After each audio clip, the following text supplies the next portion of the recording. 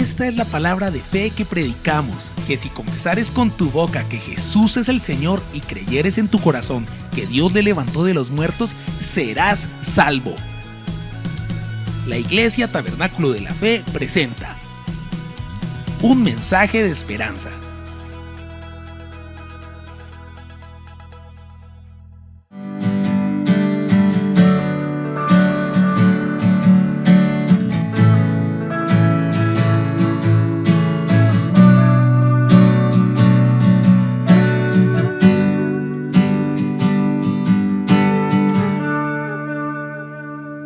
¿Qué es ser siervo del Señor? Hemos hablado hace 8 días sobre el tema, pero hoy voy a concluir de ese pasaje del verso 17 al verso 24 del Salmo 119. ¿Qué significa ser siervo del Señor? ¿Y qué significa tener a Jesucristo como mi Señor? Y quiero mencionar que para nosotros, para los cristianos, debe volver a ser de una forma ineludible la Biblia, el libro que tenemos como libro, no un libro sagrado, sino la palabra inerrante de Dios. Aquí está. ¿Quieres saber la verdad en un mundo de la posverdad? Tenemos que leer la Biblia, aprenderla, memorizarla, los principios que tiene, y nos va a llevar adelante. Hace 8 días mencioné, pero hoy quiero entrar un poco en forma con capítulo 2 de Filipenses, del 5 al 7 inicialmente. Tengan la misma actitud que tuvo Cristo Jesús. Aunque era Dios, no consideró que el ser igual a Dios, no semejante o parecido, ser igual a Dios, fuera algo a lo cual debía de aferrarse. En cambio, renunció a sus privilegios divinos y adoptó humildemente la posición ¿de qué? De un esclavo. Muchas versiones, o la mayoría de las versiones, no ponen la palabra que debe de ser, esclavo. Usan la palabra siervo, porque la palabra esclavo, al pasar el tiempo, ha tenido un desvío de lo que significa ser esclavo, pero eso tiene que ver con nosotros. Yo les mencioné hace 8 días que hace tiempos cuando escribía cartas, porque ahora no se escriben, uno pone la firma al final, ¿no? ¿Quién firma a quién? Yo firmaba diciendo de usted atentamente Héctor Pardo, esclavo de Jesucristo. Hace mucho tiempo que me considero un esclavo del Señor. No sé si ustedes se consideran esclavos, con todo lo que implica ser esclavo del Señor. Yo me considero un esclavo de Cristo. Porque eso es lo que es el Señor. Si Jesús lo fue y dice que haya en nosotros ese mismo sentir que hubo en Cristo Jesús, que adoptó la humilde posición de un esclavo y nació como un ser humano cuando apareció en forma de hombre. Y aquí yo quiero avanzar. Hay un principio que para ascender hay que descender. Si usted quiere subir, tiene que estar abajo. Tiene que bajar primero y luego sube. ¿Sí?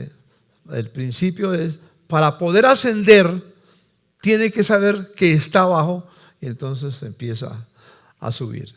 Y eso lo vamos a ver en el capítulo 2 de Filipenses. Y aquí tengo una figura, no una figura, sino una forma de presentarlo. Siendo Jesús en forma de Dios, empezó a descender. Se hizo hombre. Estando en la condición de hombre, se hizo esclavo.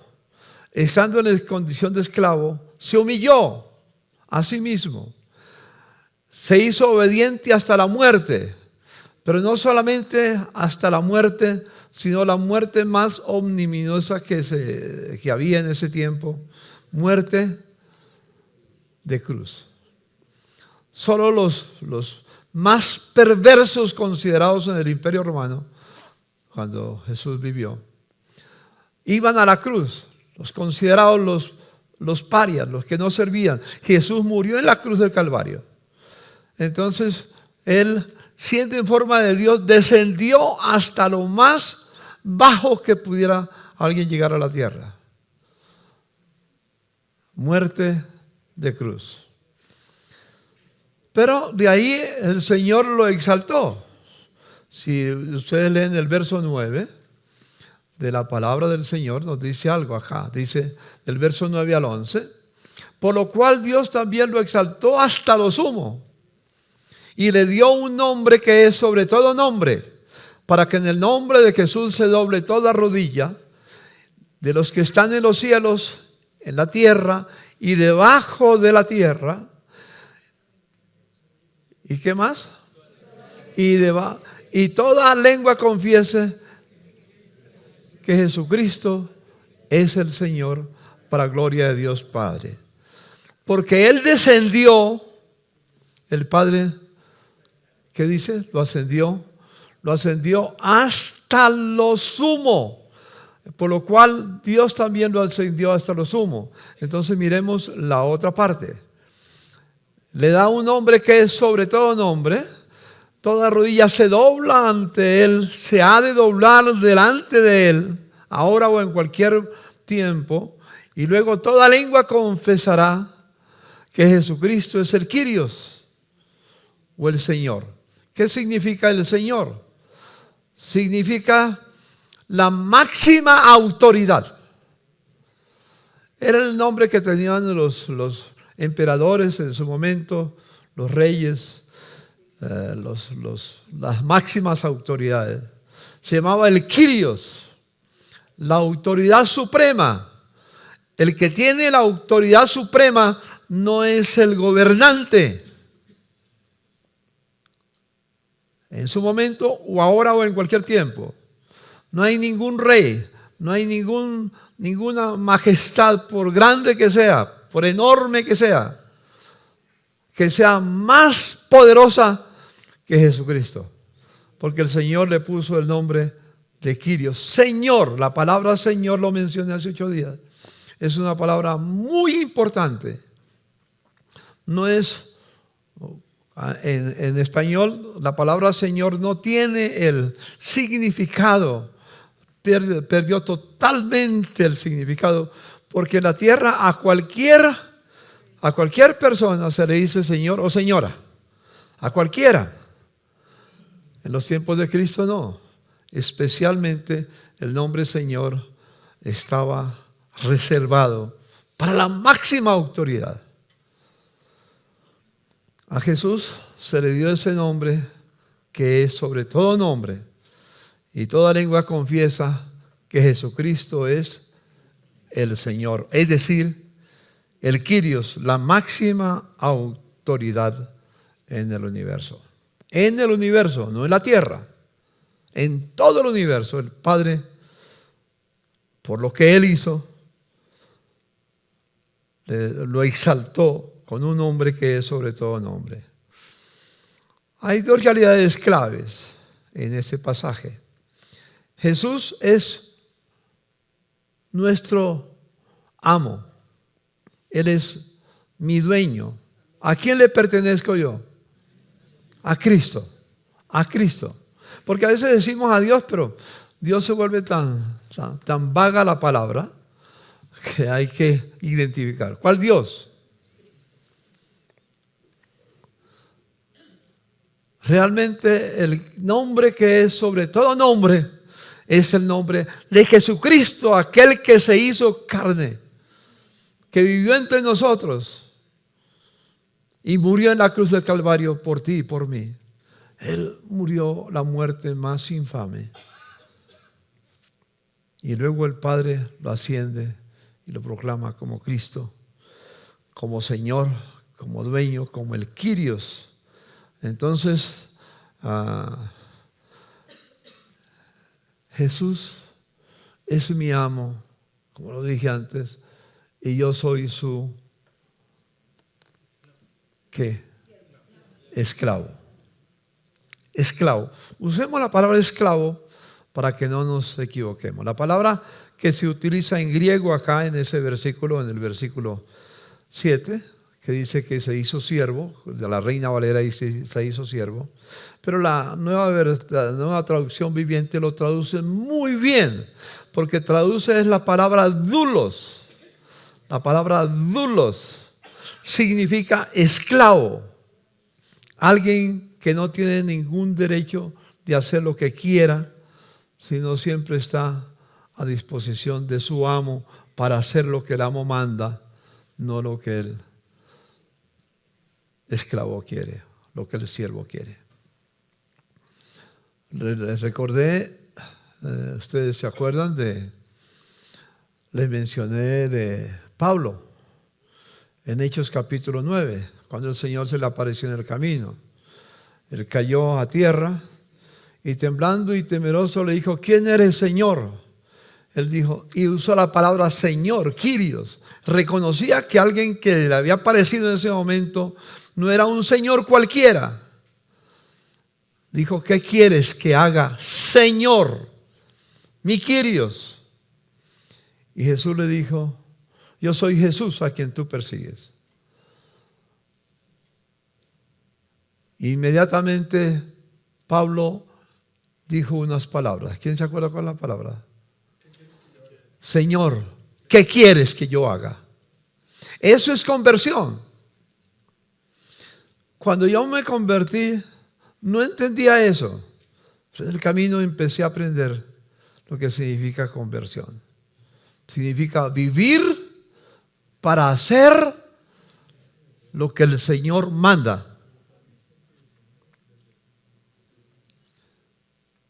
El Señor le responde: levántate y se te dirá lo que tienes que hacer. De ahí en adelante Pablo entendió que Cristo, que Jesucristo, el que perseguía, era el Kyrios. Y a partir de ese momento que se convirtió, que reconoció que era el Señor de su vida, vivió para hacer la voluntad de Dios, para hacer la voluntad de Jesús. Todo lo que está escrito en las epístolas paulinas, como en toda la Biblia, pero en el caso de Pablo, en las epístolas paulinas, son palabras, son las cosas que el Padre le dio, que Jesucristo le dijo que debía de hacer, y él vivió como el Señor quería. Por eso decía Pablo, entre otras en Filipenses 1, para mí el vivir es Cristo y el morir es ganancia. ¿Por qué era ganancia? No porque se iba a vivir de nube en nube con una arpita. Algunos tienen la imagen de que el cielo es ir de nube en nube, de nube en nube, y, con una arpa tocando. Ya. No. Vamos para, lo voy a decir al final, lo que va a pasar. Entonces, tenemos esas dos realidades que tenemos que tener en cuenta en nuestra mente. Jesús es mi dueño, yo soy suyo, yo soy su esclavo. Si eso es lo que tú crees ser cristiano, entonces eres cristiano. Si no es eso lo que quieres, no eres cristiano. Puedes ser un simpatizante. Y la iglesia está muy llena de simpatizantes. Les gusta, pero no se comprometen. Porque comprometerse con Jesucristo significa que yo vivo para hacer su voluntad. En todo, no lo que yo quiera. Hay momentos, si yo les preguntara a ustedes, quizás me dirían, no sé lo que me dirían, pero me imagino que decían: ¿cuántas veces ustedes, siendo cristianos, no han hecho lo que Jesús manda, sino lo que ustedes quieren? A ver, levanten la mano. ¿Cuántos? Eso no es ser cristiano. Ser cristiano es vivir para agradar al Señor, haciendo siempre su voluntad. Por eso con el curso de apologética que queremos dar, se habla muy bien de este aspecto que tenemos que vivirlo. Yo vivo para agradar a Dios. Los discípulos se denominaron a sí mismos como esclavos de Cristo. Ellos se llamaban, por ejemplo, Pablo. Mire cómo lo dice Pablo en Romanos capítulo 1, verso 1. Romanos 1:1. Yo, Pablo, ¿qué dice? Esclavo de Jesús. No siervo. Esclavo. Yo, Pablo, esclavo de Cristo Jesús, elegido por Dios para ser apóstol y enviado a predicar su buena noticia, escribo esta carta. Fue Dios, el Señor, el que le comunicó esa carta a los romanos para que la escribiera. Y él entonces, mi amo manda, yo obedezco. En el libro de Filipenses 1:1, el mismo pasaje que estaba leyendo, pero en el capítulo 1 dice: saludos de Pablo y de Timoteo, quien fue su discípulo. Qué hermoso que Pablo le enseñó a su discípulo. ¿Quién era? Entonces dice Pablo y Timoteo, ¿qué dice? Esclavos de Cristo. Esclavos de Cristo Jesús. Y luego en Santiago 1:1, Santiago dice: yo, Santiago, ¿qué? Esclavo de Dios y del Señor Jesucristo, escribo esta carta. Segunda de Pedro, el apóstol Pedro, mejor dicho, dice: yo, Simón Pedro, esclavo y apóstol. Yo podía decir esclavo y pastor, pero esclavo es primero que pastor. Pero también Judas, el apóstol Judas, no el Iscariote, sino el hermano del Señor. Yo, Jesús, yo, Judas, esclavo de Jesucristo y hermano de Santiago. Quiero hacer énfasis en que cada uno se identificó como esclavo. ¿Había pensado usted alguna vez que los discípulos se consideraban, los que escribieron la Biblia, se consideraban esclavos de Jesús? Quiere decir que ellos, como esclavos de Jesús, no escribieron lo que a ellos les parecía, sino lo que el Espíritu Santo les inspiraba. En el libro de Mateo capítulo 27, que habla de la crucifixión de Cristo, dice: llegó un momento que desde la hora sexta hubo tinieblas sobre toda la tierra hasta la hora novena. Cerca de la hora novena, Jesús clamó a gran voz diciendo: Elí, Elí, lama sabactani. Esto es: Dios mío, ¿por qué me has desamparado? Antes de ir a la cruz, Jesús le dijo a su Padre: Padre, si es posible, pasa de mí esta copa amarga. Pero no se haga mi voluntad, sino la tuya. ¿Por qué cree que Jesús dijo: no se haga mi voluntad, sino la tuya? ¿Por qué? Porque era esclavo. Fue a la cruz como esclavo del Padre, para hacer la voluntad del Padre. Fue el Padre el que nos amó tanto que envió a su Hijo para morir por ti y por mí. Y en la cruz del Calvario, Jesús dice: ¿por qué me has desamparado? Y dice más adelante: mas Jesús, habiendo otra vez clamado a gran voz, entregó el Espíritu. Y el velo del templo se rasgó en dos, de arriba a abajo. La tierra tembló, las rocas se partieron. Mire lo que pasó en el momento en que Cristo muere. Hay tinieblas en toda la tierra. ¿Pero qué más? Dice que el velo del templo se rasgó en dos, de arriba a abajo, indicando que no fue alguien de abajo arriba, sino de arriba a abajo, indicando que fue Dios mismo el que rasgó el velo para abrir la puerta, para entrar del lugar santo al lugar santísimo y estar cara a cara con el Señor. Pero no solamente se rasgó el velo, sino que se abrieron los sepulcros. Muchos cuerpos de santos que habían dormido se levantaron, salieron de los sepulcros después de la resurrección de Él y vinieron a la santa ciudad y aparecieron a muchos. Muchas veces nos olvidamos de esos detalles que menciona el apóstol Mateo, el evangelista Mateo, al escribir esta parte de la agonía de nuestro Señor Jesucristo.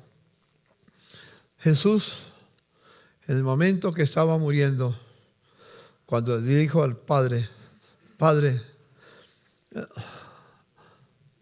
le quiero refrescar la mente a algunas personas que he hablado sobre este tema. Cuando Jesús le dijo, si es posible, pasa de mí esta copa amarga. ¿Qué significaba la copa amarga?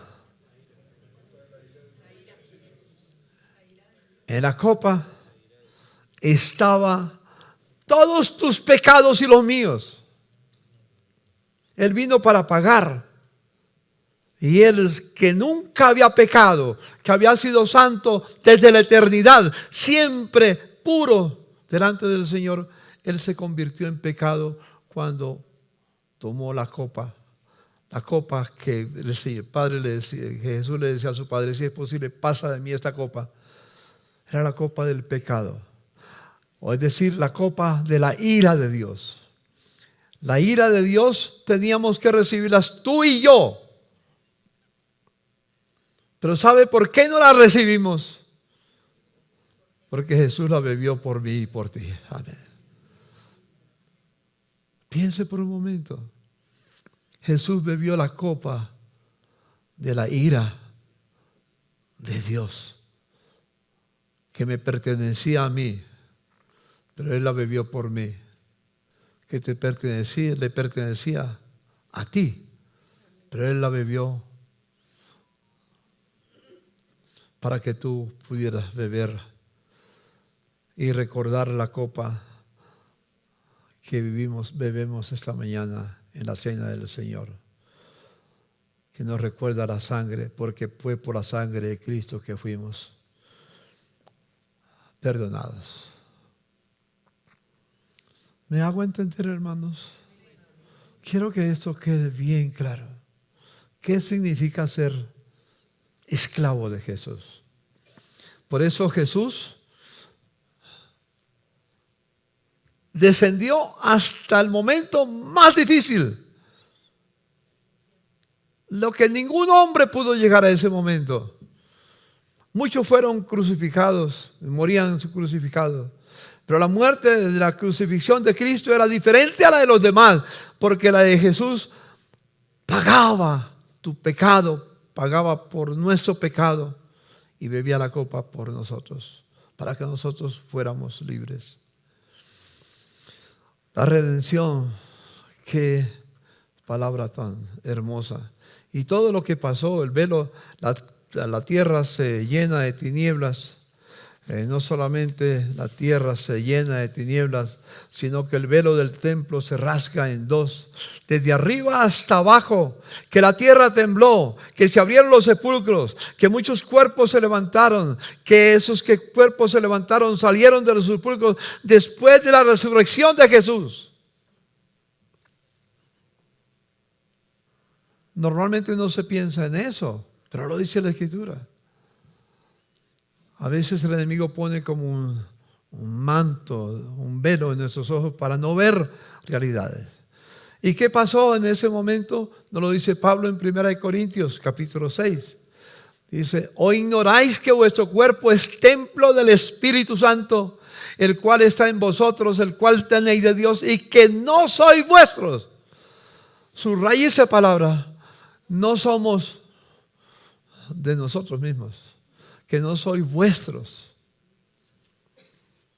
¿Qué quiere decir más? Porque habéis sido comprados por precio. Glorificad pues a Dios en vuestro cuerpo y en vuestro espíritu, los cuales son de Dios. Pero vuelvo al verso 20, porque habéis sido comprados por precio. ¿Cuál fue el precio que pagó Jesús en la cruz del Calvario? Derramó su sangre hasta la última gota por ti y por mí. A veces somos tan livianos al hablar de la muerte de Cristo. Cada que recuerdo la muerte de Jesús, pienso en el precio que pagó por mí, que yo no lo merecía. Fue por gracia. Gracia es un favor inmerecido. Yo no merecía que Él muriera por mí, pero murió por mí, porque me amó. Por amor murió por ti. Por eso el título del mensaje es Esclavos por amor. Si Él murió por mí, por amor, yo debo de vivir para Él, porque lo amo.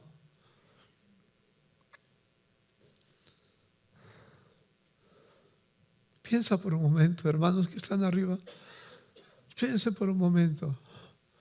Jesús murió por ti porque te ama. Te amó desde antes de la fundación del mundo. Y vino a la cruz porque tú no merecías vivir eternamente con Él. Pero Él bebió la copa de la ira de Dios, derramó su sangre porque te amó y te ama. La primera carta de Juan nos habla mucho de eso, del amor de Dios. Juan por eso era el apóstol del amor.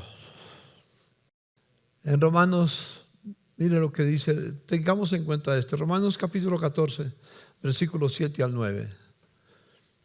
¿Lo leemos juntos? A ver. Porque ninguno de nosotros vive para sí, y ninguno muere para sí. Pues si vivimos, para el Señor vivimos, y si morimos, para el Señor morimos. Así pues, sea que vivamos o que muramos, del Señor somos. Porque Cristo para esto murió y resucitó y volvió a vivir, para ser Señor, para ser Kyrios, así de los muertos como de los que viven. Marquen ese texto, apréndanlo de memoria, y cuando estemos en oración, oremos y digamos: Señor, gracias. Yo no vivo para mí, vivo para ti, Señor. Tú eres mi Señor. Vivo para ti. Leámoslo otra vez juntos, a ver. Porque ninguno de nosotros vive para sí, y ninguno muere para sí. Pues si vivimos, para el Señor vivimos, y si morimos, para el Señor morimos. Así pues, sea que vivamos o que muramos, del Señor somos. Porque Cristo para esto murió y resucitó y volvió a vivir, para ser Señor, así de los muertos como de los que viven. Hay muchos pasajes de la Biblia que nos hablan de cosas similares. Yo quiero pensar que Jesús fue nuestro ejemplo. Él se hizo esclavo, como lo leímos ya en Filipenses 2:7, se hizo esclavo, dulos. ¿Recuerdan Juan 8:29? No me ha dejado solo el Padre, porque yo hago siempre lo que le agrada. Recuerden que la meta del cristiano, la meta del esclavo, del discípulo de Cristo, recuérdelo bien. La meta para ti y para mí después de que conocimos al Señor no es ir al cielo. ¿Cuál es la meta en la tierra? Llegar a ser como Cristo. ¿Recuerdan Romanos 8:29? A los que escogió. ¿Se acuerdan? También los predestinó para ser hechos conforme a la imagen de su Hijo Jesús, para que Él sea el primogénito, el más excelente entre muchos hermanos. Él me predestinó para ser transformado. El Padre me predestinó para ser transformado a la imagen de Jesús. Mi meta y tu meta en la tierra no es ir al cielo, es es ser transformado a la imagen de Cristo. Y soy transformado a medida que hago la voluntad de Dios.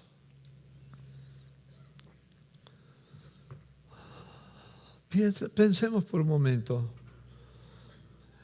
Es una verdad muy sencilla, muy especial. Por ejemplo, un solo ejemplo. Jesús hizo el trabajo de esclavo por amor. Yo quisiera no mirarlo en la pantalla, sino mirarlo en la Biblia. Si ustedes van conmigo a Juan capítulo 17, capítulo 13. Juan capítulo 13. 13. El capítulo 13, 14, 15, 16 y 17, todos van unidos. El mismo momento en que se reunió con sus discípulos y compartió la cena del Señor, la cena, la que llamamos la cena del Señor. Esos 5 capítulos salen de esa reunión de Jesús con sus discípulos.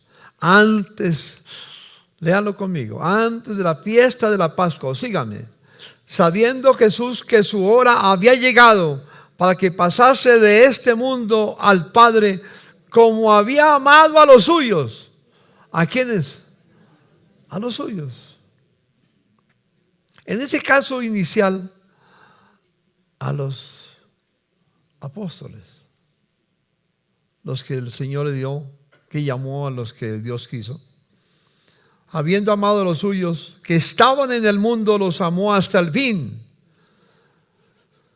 Y cuando cenaban, cuando tomaban la cena, como el diablo ya había puesto en el corazón de Judas Iscariote, hijo de Simón, que le entregase, sabiendo Jesús que el Padre le había dado todas las cosas en las manos y que había salido de Dios y a Dios iba, se levantó de la cena, se quitó su manto y tomando una toalla se la ciñó. Luego puso agua en el un lebrillo, y comenzó a lavar los pies de los discípulos y a enjugarlos con la toalla con que estaba ceñido. Es interesante este pasaje en la vida del Señor Jesucristo. En ese tiempo,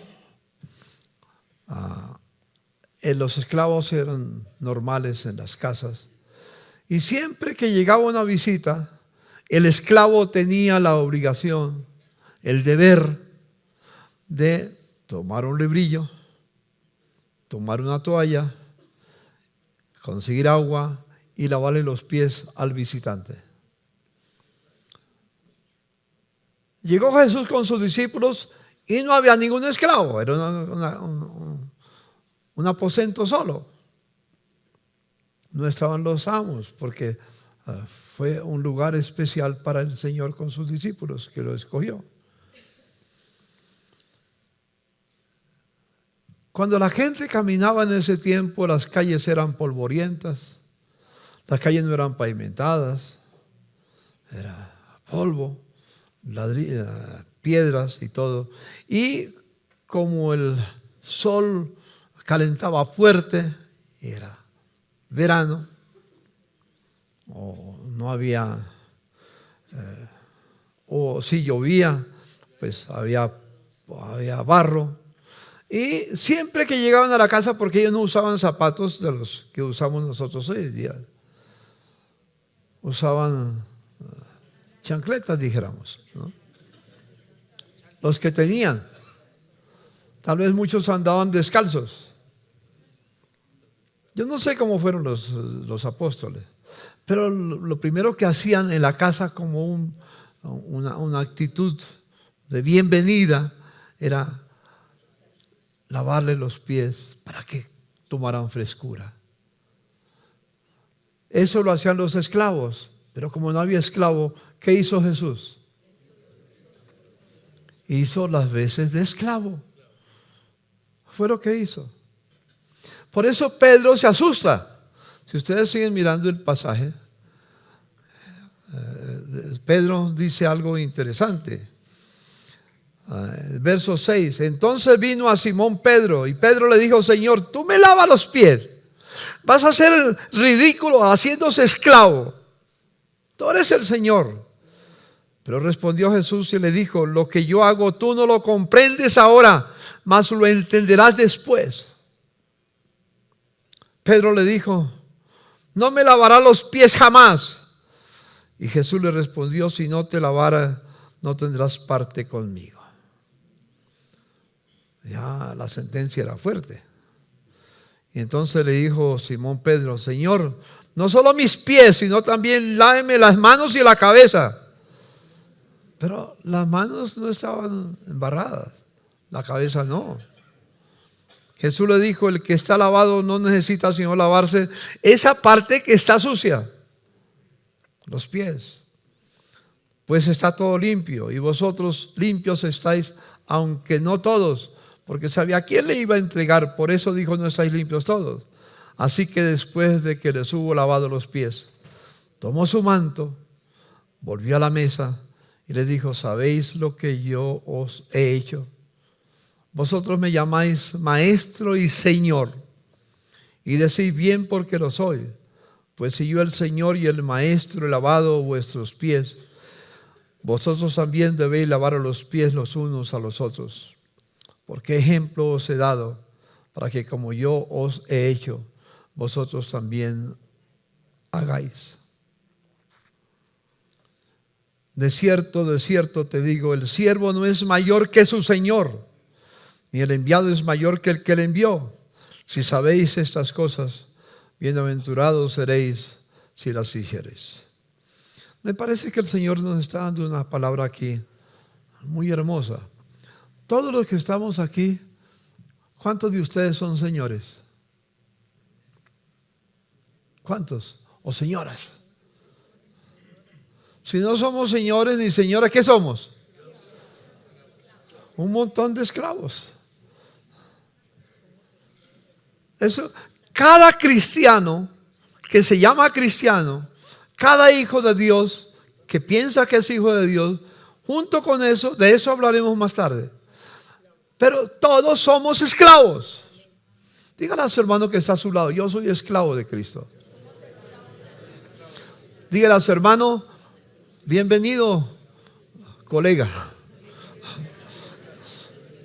Somos esclavos. Aquí todos los domingos, no importa la cantidad que viene, todos somos esclavos. Y los esclavos debemos amarnos como Cristo nos amó. Porque eso lo dice más adelante en el verso 34 y 35 del capítulo 13. Un nuevo mandamiento os doy, le dijo a los esclavos: que se amen los unos a los otros, así como yo los he amado. Y en esto conocerán todos que soy mis discípulos, y que se aman los unos a los otros.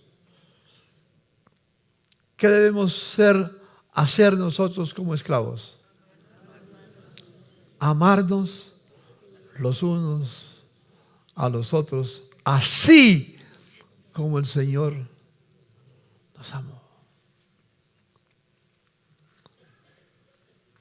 Cuando la iglesia comprenda esto, cuando los redimidos por la sangre de Cristo, o los que vienen a los templos, comprendamos esto, vamos a amarnos como Cristo nos amó. Por eso yo amo a mi hermana preciosa.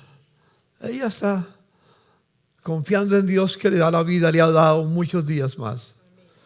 Y confiando en Dios le va a dar muchos días más. Tiene una enfermedad terminal, pero ella viene para decirnos: les amo, les amo. Gracias, hermana, gracias. Mi hermana Laura Cervera estaba hace 8 días, no sé si vendría hoy, tal vez no vino. También con enfermedad terminal. Pero vino para decirnos: los amo. Los amo. La principal motivo por el cual yo vengo a este lugar es para decirles: los amo, hermanos. Los amo. Y los amo así como Cristo me amó. Así les amo. Eso es muy profundo. No es fácil de digerirlo. Y espero que ustedes repasen estos textos, esta enseñanza, lean la Biblia otra vez y seamos conscientes de lo que estamos viviendo.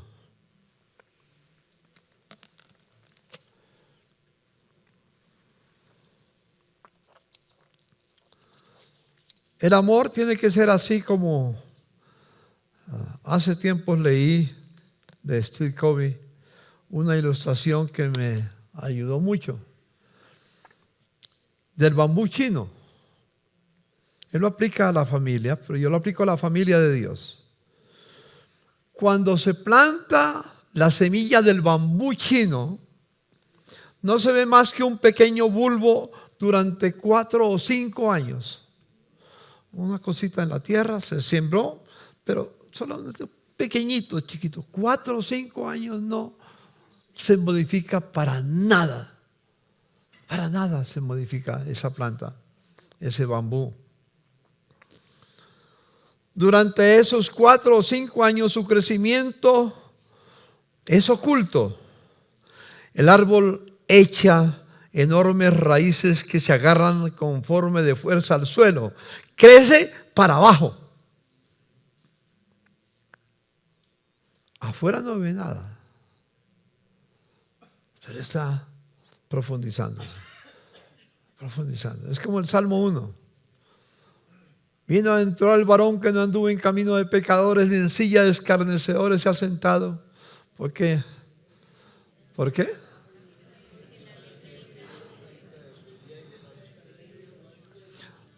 Y luego dice que son como el árbol plantado junto a corrientes de agua, que profundiza sus raíces, aunque no lo dice, profundiza sus raíces buscando agua para después crecer.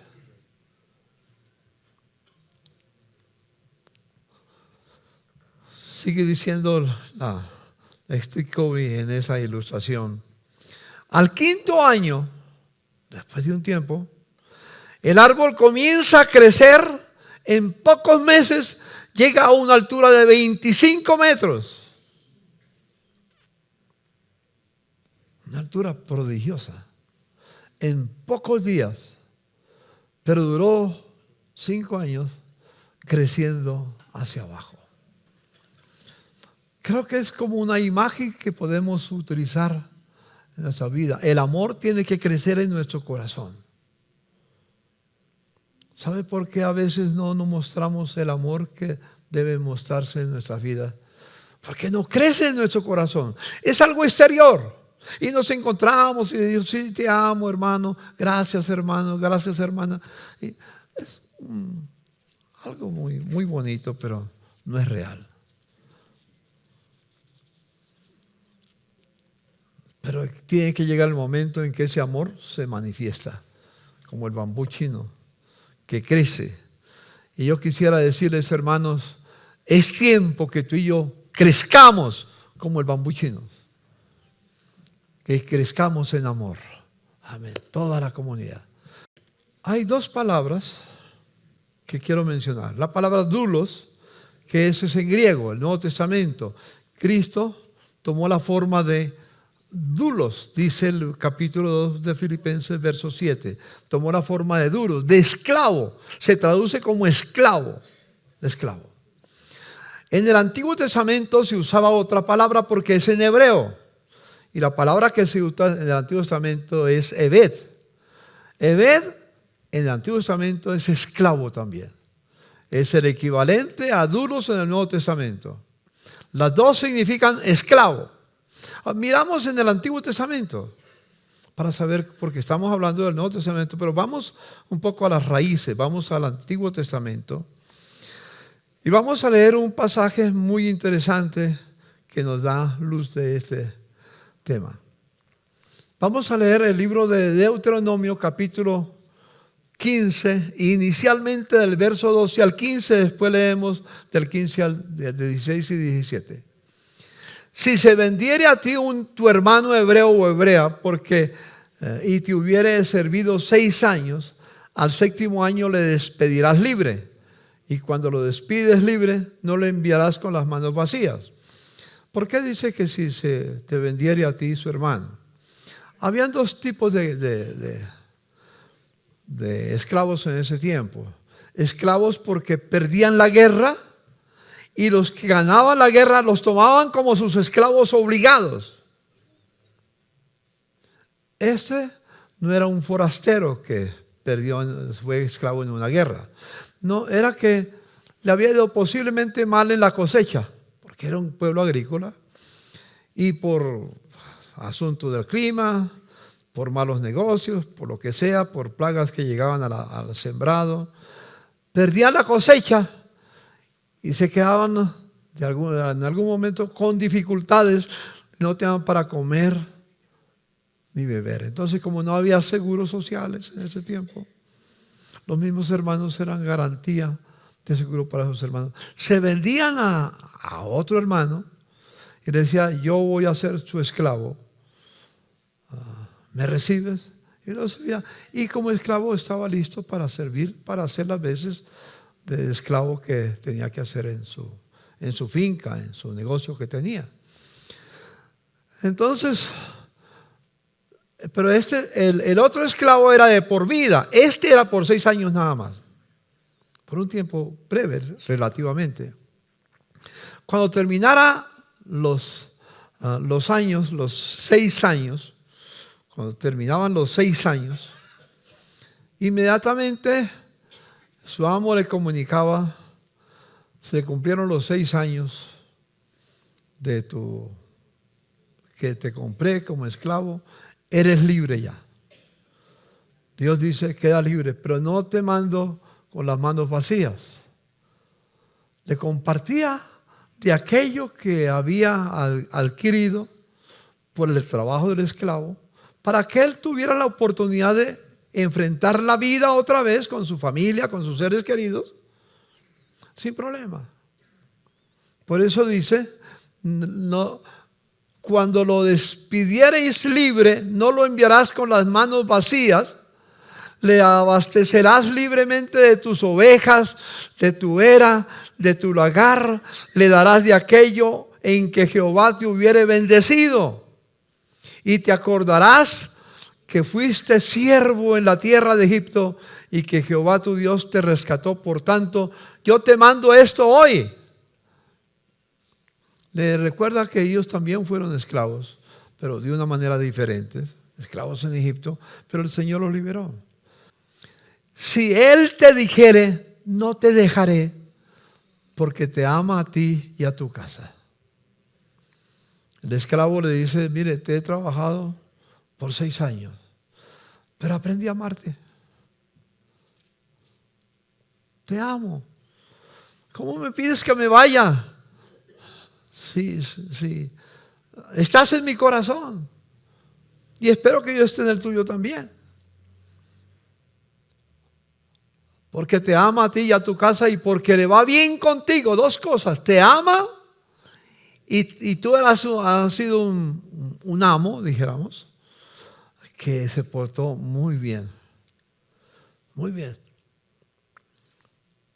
Entonces, mire lo que dice el verso 17. Entonces tomarás una lesna y horadarás su oreja contra la puerta.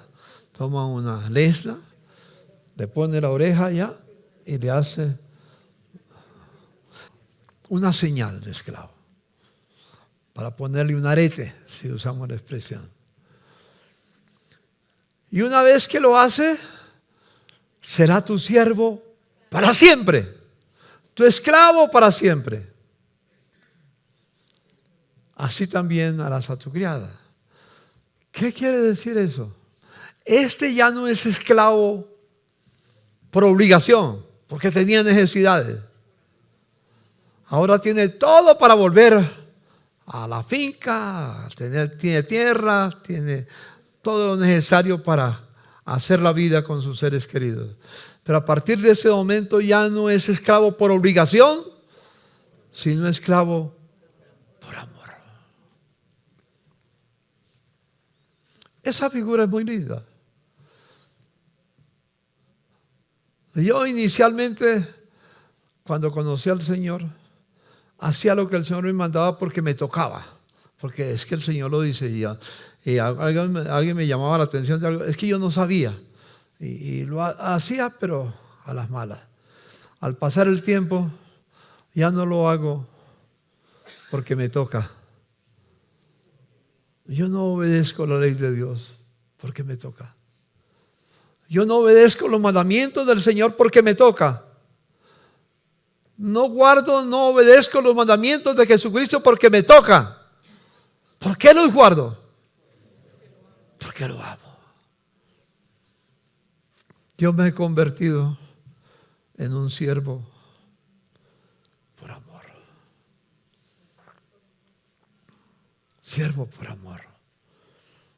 Eso debemos ser todos. Hermano, no haga lo que el Señor manda porque le toca. Porque si no lo hace el Señor, no lo va a bendecir. No de los diezmos porque le toca.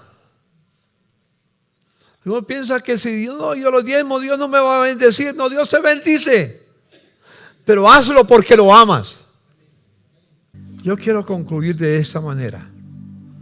El Señor es mi amo y yo soy su esclavo. Digan conmigo, el Señor es mi amo y yo soy su esclavo o su esclava. Díganlo. Pero el Señor hace de los que viven en su voluntad sus hijos, herederos y coherederos con Cristo. Si yo soy esclavo, Él me hace hijo. Me toma y me adopta en la familia. Yo soy un hijo de Dios adoptado. ¿Se acuerdan de Efesios capítulo 1, versículo 4? Nos escogió para ser santos y nos predestinó para ser adoptados hijos de Dios. Yo soy hijo adoptado por el Señor. El hijo natural es Jesucristo. Todos nosotros somos hijos de Dios. ¿Cuántos tienen la convicción de que son hijos de Dios? Levanten la mano. Hijos adoptados. Somos adoptados en la familia de Dios. Pero soy hijos. Porque todos los que son guiados por el Espíritu de Dios, estos son hijos de Dios. Y si hijos, también somos herederos. Herederos de Dios y coherederos con Cristo. Mire, hermano, yo voy a heredar todo lo que tiene mi Padre Celestial. Escúcheme. Dios quiere que seas esclavo y a los esclavos los convierte en ¿qué? En hijos. Y al ser hijos, yo voy a heredar todo lo que mi Padre Celestial tiene. Todas las riquezas celestiales son mías. Son mías, son tuyas. Tú eres heredero de Dios. Tú vas a recibir la herencia al terminar tu jornada de esclavo en la tierra. Herederos y coherederos de Cristo. Si es que padecemos, escuche, si es que padecemos juntamente con Él, van a venir momentos difíciles. Y lo que puede venir a cualquier momento en Colombia, puede venir un momento muy difícil. Que Dios nos ayude. Si es que padecemos juntamente con Él, para que juntamente con Él seamos glorificados. Eso es lo que Dios va a hacer contigo y conmigo. Me va a glorificar como glorificó a su Hijo Jesús. Nadie tiene mayor amor que que uno ponga su vida por sus amigos. Vosotros sois mis amigos. Escúcheme. ¿Cómo? Soy esclavo, pero como esclavo me hace su hijo. Y después de hacerme su hijo, me hace ¿qué? Su amigo. ¿Amigo de Dios? ¿Amigo de Cristo? Sí. Amigo, yo soy amigo de Jesús. ¿Cuántos de ustedes se sienten ya? ¿Cuántos se sienten esclavos? Levanten la mano. Pero ¿cuántos sabes que al ser esclavo te conviertes en hijo adoptado? Levante la mano. Y luego de ser hijo adoptado se convierte en amigo de Cristo. Pero hay una condición. Mire, dice, ya no los llamaré siervos. Dice, vosotros sois mis amigos. ¿Sí qué? Si hacéis lo que yo os mando. Es que el esclavo vive para hacer lo que el amo manda. Y si yo vivo para hacer lo que él manda, me hace su hijo adoptado y me hace su amigo también. Ya no llamaré siervos, porque el siervo no sabe lo que hace su Señor, pero os he llamado amigos, porque todas las cosas que oí de mi Padre os las he dado a conocer.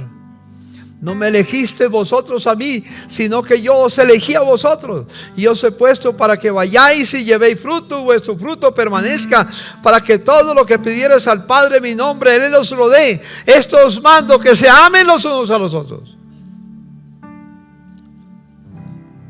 Hermano, si yo soy esclavo, Él me adopta como su hijo y me hace su amigo y me ama como Él me amó. Así voy a vivir en la eternidad por siempre. Que Dios nos ayude. Sé bueno, dice David, el salmista David, sé bueno con ese siervo tuyo, para que viva y obedezca tu palabra. Abre mis ojos para que vea las verdades maravillosas que hay en tus enseñanzas. No soy más que un extranjero en la tierra. No escondas de mí tus mandatos. Siempre me conmueve el deseo de conocer tus ordenanzas. Tú reprendes al arrogante. A los que se alejan de tus mandatos son malditos. No permitas que se burlen de mí y me insulten, pues he obedecido tus mandamientos, tus leyes, lo que tú me mandaste. Hasta los príncipes se sientan y hablan contra mí, pero yo meditaré en tus decretos. Tus leyes me agradan porque me dan sabios consejos. Señor Jesús, te damos infinitas gracias. Bendigo a mis hermanos y permite que tu palabra haya sido tan diáfana, tan clara como la luz del día, Señor mío. Yo quiero vivir como esclavo tuyo para tener el honor de ser tu hijo, para tener el honor de ser tu amigo y para recibir de ti la bendición de todos tus bienes. Señor, cuánto amo tu ley, Señor. Todo el día es en ella mi meditación, Señor.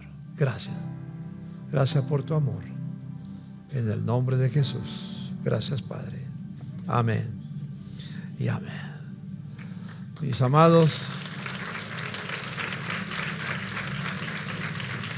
permita el Señor se graben esas palabras en tu corazón. No te avergüences de ser esclavo de Jesús. Porque cuando somos esclavos, es decir, cuando hacemos siempre su voluntad, hay recompensa. Bendiciones, hermanos. Amén. Gracias. El Tabernáculo de la Fe presentó un mensaje de esperanza.